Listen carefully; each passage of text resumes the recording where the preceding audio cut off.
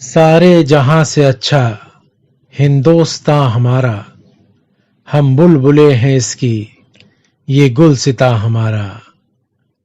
मजहब नहीं सिखाता आपस में बैर रखना, हिंदी है हम वतन है हिंदोस्तां हमारा।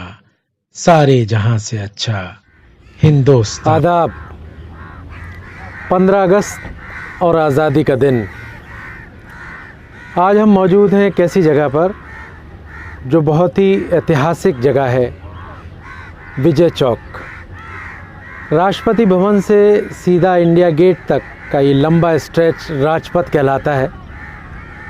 और आप मेरे पीछे देख सकते हैं कि मेरे दाईं और बाईं ओर साउथ ब्लॉक और नॉर्थ ब्लॉक, जहाँ पर प्रधानमंत्री और रक्षा मंत्री और दूसरे महत्वपूर्ण कार्यालय हैं, और उसके ठीक बीच में राष्ट्रपति भवन।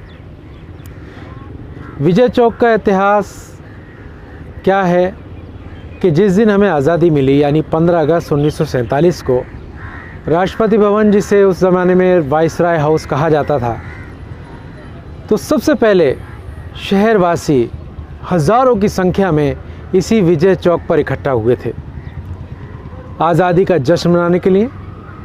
क्योंकि इसी वाइसराय हाउस में पंडित नेहरू, लॉर्ड माउंटबेटन, सरदार पटेल और दूसरे राजनीतिक लोग मौजूद थे, जहां ये तय हुआ था कि आज का दिन हिंदुस्तान को आज़ादी मिलेगी।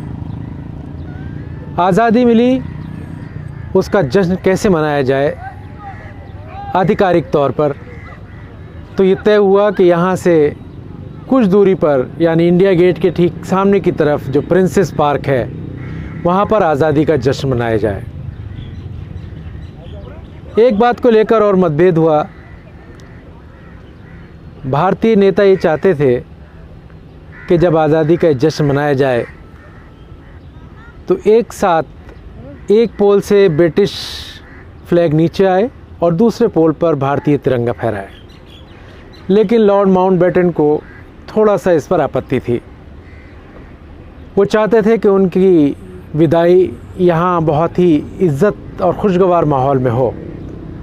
और उस वक्त तक भारतीय नेताओं के लॉर्ड माउंटबेटन और दूसरे ब्रिटिश अधिकारियों के साथ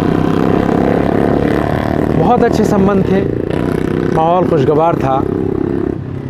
एक पक्ष भारतीय नेताओं का भी यही चाहता था कि सिर्फ तिरंगा फहराया जाए। आखिर में सहमति इसी बात पर बनी कि सिर्फ तिरंगा फहराया जाएगा प्रिंसेस पार्क में, और समय तय हुआ शाम 6 बजे का। पंडित नेहरू और लॉर्ड माउंटबेटन ठीक मेरे पीछे से राष्ट्रपति भवन से इस राजपथ से होते हुए प्रिंसेस पार्क उन्हें जाना था।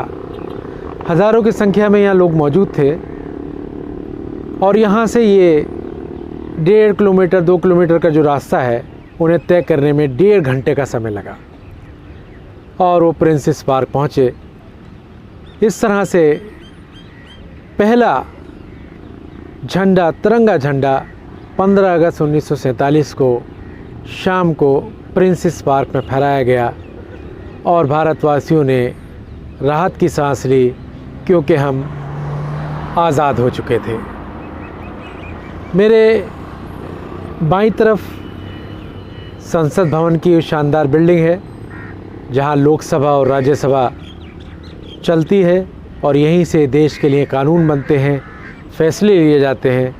और ये सब जो आसपास जगहें आप देख रहे हैं, नॉर्थ ब्लॉक, साउथ ब्लॉक, और दाहिनी तरफ सारे मंत्रियों के बंगलौज हैं। तो देसी ज़बान में हम इसको कहते हैं सत्ता के गलियारे। देश यहीं से चलता है। प्रधानमंत्री, राष्ट्रपति, गृह मंत्री, रक्षा मंत्री, फाइनेंस मिनिस्टर, सब लोग यहाँ बैठते हैं और देश यहाँ से चलता है। देश के लिए सारे फैसले यहीं से किए जाते हैं। और जब गणतंत्र दिवस आता है, 3 साल बाद हमारा गणतंत्र लागू हुआ, तो उसकी परेड भी यहीं विजय चौक से शुरू होती है। बीटिंग द रिट्रीट, समापन समारोह भी यहीं होता है। उसकी तफसील हम आपको गणतंत्र दिवस के बारे में, जब गणतंत्र दिवस आएगा, उस समय बताएंगे।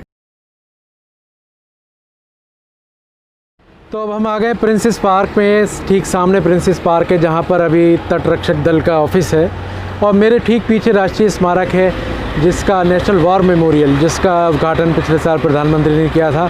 तो यहाँ श्रद्धांजलि दी जाती है, उन लोगों को नमन किया जाता है जिन्होंने अपने प्राणों की आहुति लगा दी, बलिदान दिया इस देश को आज़ाद कराने के लिए।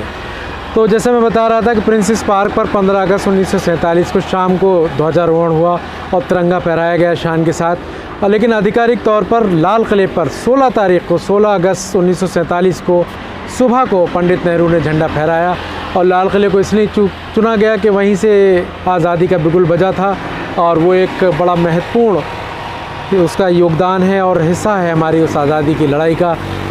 लेकिन उसके बाद अगले साल से 15 अगस्त ही परंपरा पड़ी और जो कि आज तक जारी है, जिससे कि वहाँ जानते हैं कि आप हर साल प्रधानमंत्री झंडे को सलामी देते हैं, झंडा फहराया जाता है और हज़ारों की संख्या में देशवासी वहाँ इकट्ठा होते हैं और झंडा सलामी के बाद प्रधानमंत्री राष्ट्र को संबोधित करते हैं। तो आज आज़ादी के दिन हम उन सभी लोगों को नमन करते हैं जिन्होंने अपना बलिदान दिया, अपने प्राणों की आहुति दी इस देश को आज़ाद कराने के लिए। नेताओं को भी नमन करते हैं जिनके नेतृत्व में ये लड़ाई लड़ी गई। हमारी सबकी तरफ से, मेरी ओर से सभी देशवासियों को, सभी मुल्क के लोगों को आज़ादी की मुबारक और इस दुआ के साथ कि इस मौके पर जो जिस महामारी से हम जूझ रहे हैं, पूरा देश इससे जूझ रहा है, हमें उससे भी आज़ादी मिले, हमें इस कोरोना वायरस से भी आज़ादी मिले, पूरे विश्व को आज़ादी मिले। मेरी तरफ से आप सबको आज़ादी की हार्दिक शुभकामनाएं। सैयद अजीम के साथ, जय हिंद।